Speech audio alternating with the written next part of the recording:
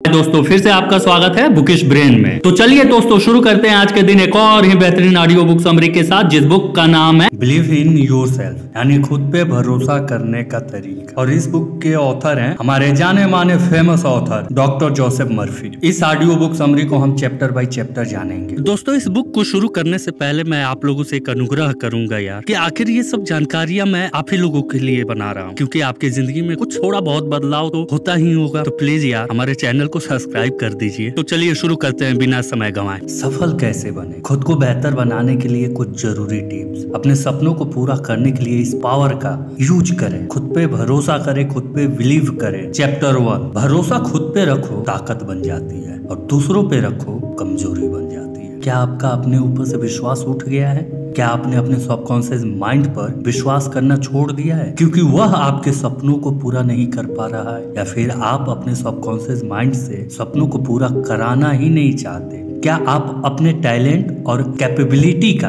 अधिकतम प्रयोग करना चाहते हैं लेकिन आपको सही तरीका नहीं पता है? अगर इनमें से किसी भी सवाल का जवाब हाँ है तो ये ऑडियो बुक समरी आपके लिए है। इसमें हम पावर ऑफ सबकॉन्शियस माइंड के best selling author Joseph Murphy ji की काफी छोटी लेकिन काफी पावरफुल बुक समरी सुनने जा रहे हैं। इस बुक का नाम है बिलीव इन योरसेल्फ। ऑथर ने इस बुक में हमें बताया है कि हमें अपने आउटर वर्ल्ड को जीतने या अचीव करने से पहले हमें अपने इनर वर्ल्ड से जीतना होगा। खुद के इनर वर्ल्ड से जीतने के लिए अपने अंदर के बिलीफ सिस्टम को इंक्रीज करना होगा, क्योंकि जब तक आप खुद पे बिलीव नहीं करेंगे तो आप पर इस पूरे वर्ल्ड के 700 करोड़ लोग कैसे बिलीव करेंगे। चैप्टर 2, हम सभी लोगों के पास एक कुदरती शक्ति है, लेकिन हम उस शक्ति को तब महसूस करते हैं जब हम अपने दिमाग से चीजों को समझने और देखने का तरीका बदलते हैं। यही वो शक्ति है जिससे हमारे मन में विश्वास आता है। जब हमारे मन में किसी भी चीज के प्रति विश्वास बन जाता है तब हमारे अंदर आत्मविश्वास उत्पन्न होने लगता है। एक बार एक आदमी ने 2 खूबसूरत पक्षी खरीदे। उसने अपने माली से कहा कि वह इन दोनों पक्षियों को प्रशिक्षित करे। थोड़े दिनों बाद माली ने देखा कि उन दोनों पक्षियों में से एक ने उड़ना सीख लिया है, जबकि दूसरी पक्षी उड़ नहीं पा रहा था। मतलब उसने कभी छोड़ने की कोशिश नहीं की, वह हमेशा डाली पर बैठा रहता था। माली उस पक्षी को उड़ाना सिखाने की बहुत कोशिश करता था, लेकिन कोई फायदा नहीं हुआ। एक दिन जब माली ने उन दोनों पक्षियों को आसमान में उड़ते हुए देखा तो बहुत ही आश्चर्य में पड़ गया। उसने माली से पूछा, तुमने ऐसा कैसे किया? तब उस माली ने कहा, मैंने इस पक्षी को उड़ाने के लिए कई प्रयास किए, लेकिन ये कभी उड़ने की कोशिश ही नहीं करता था, इसलिए मैंने उस डाली को ही काट दिया जिसमें वो बैठा करता था। ठीक उसी प्रकार ज्यादातर इंसान हमेशा अपने दुखों के साथ चिपके रहते हैं। वह कभी ये सोचते ही नहीं है कि इन दुखों के बिना जिंदगी कैसे होती है। हर इंसान की जिंदगी में दुख आता है तो नकारात्मक सोच उस पर हावी हो जाती है। उस समय उसको ना अपने आप पे, ना दूसरे लोगों पर, ना ही ब्रह्मांड की शक्ति पे विश्वास रहता है। ऐसे परिस्थिति में उसके पास 2 ही रास्ते बचते हैं। पहला,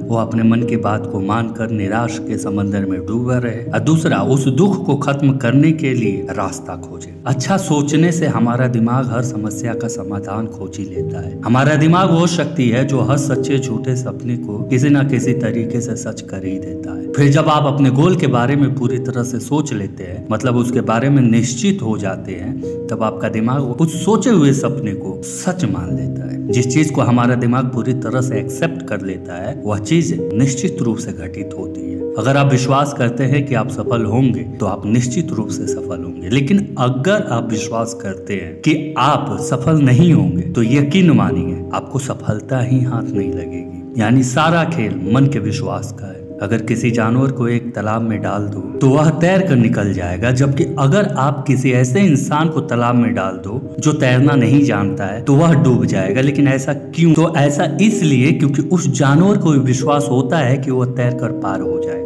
इसलिए वह पार भी हो जाता है। जबकि जिस इंसान को तैरना नहीं आता है वह अपने मन में विश्वास भी नहीं कर पाता है कि वह सच में तैर कर नदी को पार कर सकता है, इसलिए वह डूब जाता है। यानी कि यह इंसान ऐसे समय में भी नेगेटिव चीजों को सोच रहा है। हर इंसान को कोई ना कोई चीज, नेगेटिव चीज बांध रखी है। मतलब कोई ना कोई नेगेटिव चीज इंसानों को अपनी तरफ आकर्षित कर रही है। जिस दिन आपने उस डाली को ही काट दिया, आपने उस डाली की तरह अपने आप से नेगेटिव चीज को दूर कर लेंगे, उस दिन आपके जिंदगी में बदलाव आना शुरू हो जाएगा। चैप्टर नंबर 3, आपकी फीलिंग ही आपके लिए सबसे बड़ा वेपन है।